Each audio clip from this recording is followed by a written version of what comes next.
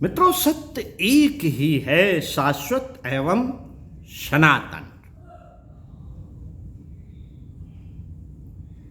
शाश्वत एवं सनातन है।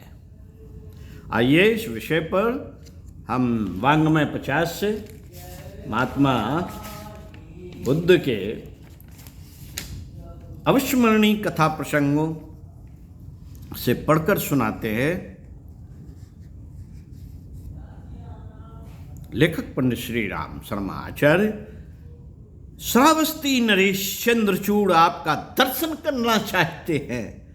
भगवान, सुना है अनेक धर्म अनेक संप्रदायों की परस्पर विरोधी मान्यताओं के कारण वे अत्यधिक विभ्रमित हैं। कल्याणप्रद धर्म को जानने की जिज्ञासा ही उन्हें आपके दर्शनार्थ खींच कर लाई है। आर्य, आदेश हो तो उन्हें आपके सम्मुख उपस्थित करूं। एक भिक्षुक ने भगवान बुद्ध से निवेदन किया। तब वे श्रावस्ती के एक सघन एकांत में बने संघाराम में विश्राम कर रहे थे। तथागत मुस्कुराए और भिक्षुक की ओर एक खोजपूर्ण दृष्टि डालते हुए बोले, तात, चंद्रचूड़ महान धर्मात्मा सम्राट हैं, उन्हें शीघ्र ही यहां लेकर आओ। भिक्षुक चला गया। थोड़ी ही देर में महाराज चंद्रचूड़ तथागत भगवान बुद्ध के समीप आ पहुंचे। देव मूर्ति को मंगल प्रणाम निवेदन कर वे एक सामान्य अभ्यागत की भांति एक ओर बैठ गए। जिज्ञासु की उपयुक्त श्रद्धा ही साधक के अंतःकरण में सत्य का प्रकाश लाती है। श्रद्धा अर्थात समर्पण। बिना समर्पण के श्रद्धा नहीं आती है।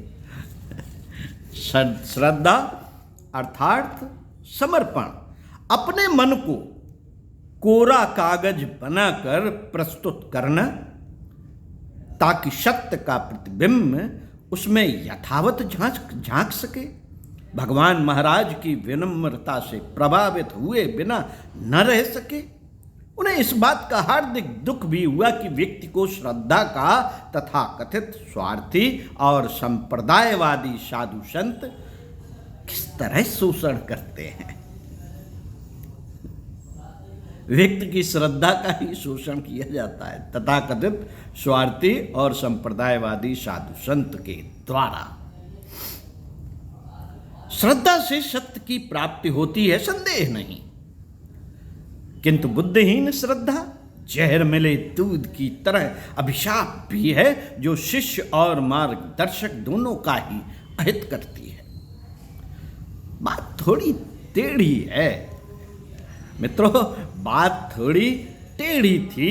चंद्रचूड़ का समाधान सारी प्रजा का समाधान हो सकता था, इसलिए बात इस ढंग से समझानी आवश्यक थी जिससे चंद्रचूड़ को मतमतांतरों का वितंडावाद फिर विभ्रमित नहीं कर पाता और उनकी श्रद्धा का विनाश भी बच जाता। दिग्भ्रांत बुद्धि ही नास्तिकता है। वे यह बात जानते थे, अतएव जिज्ञासु का समुचित समाधान आवश्यक ही नहीं, अनिवार्य भी था।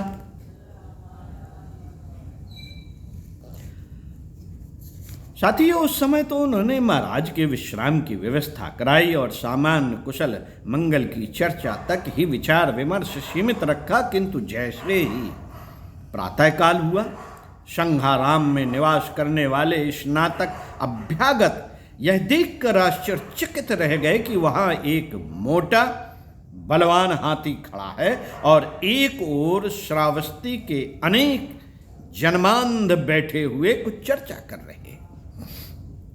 महाराज चंद्रचूड़ को साथ लेकर तथागत वहां जा पहुंचे। उन्होंने अंधों से प्रश्न किया, बांधव, आप लोगों ने हाथी देखा है क्या? नहीं भगवान, सबने करबद्ध एक स्वर में ही निवेदन किया। ठीक है, ठीक है, कहकर बुद्ध ने एक एक अंधे को हाथी दिखाया। हाथ से टिटोलते हुए किसी ने हाथी की पीठ, किसी ने सूंड, किसी ने कान, किसी ने दांत तथा पांव को देखा और उसी अंग को हाथी समझा तथा यह जानकर बड़े प्रसन्न हुए कि आज उनकी हाथी से पहचान हो गई। तब तथागत ने प्रश्न किया, बताइए हाथी कैसा होता है? एक ने उत्तर दिया, खंभे की तरह। उस बेचारे ने हाथी के पांव स्पर्श किए थे तो कान वाले ने हाथी की आकृति सूप जैसी बताई, पूंछ वाले ने उसे रस्सी जैसा बताया, सिर वाले ने पत्थर के समान। यह सब सुनते ही महाराजा चंद्रचूड़ हंस पड़े और बोले, भगवान ये सब तो हाथी के किसी अंग भर की जानकारी दे रहे हैं। हाथी तो इन जानकारियों से मिली जुली आकृति का होता है। भगवान बुद्ध ने कहा, तात धर्म का सनातन स्वरूप भी ऐसा ही है। मतांतर एक एक अंग की समीक्षा, प्रशंसा और प्रचार करते हैं, उनसे घबराने की आवश्यकता नहीं। उन सबके समन्वय में ही धर्म का मर्म छिपा हुआ है। उठो उठो, अपनी विवेक बुद्धि से हर ग्रंथ, हर पंथ को टटोलो तो सत्य धर्म का स्वरूप अपने आप प्रकट हो जाएगा। ओम शांति।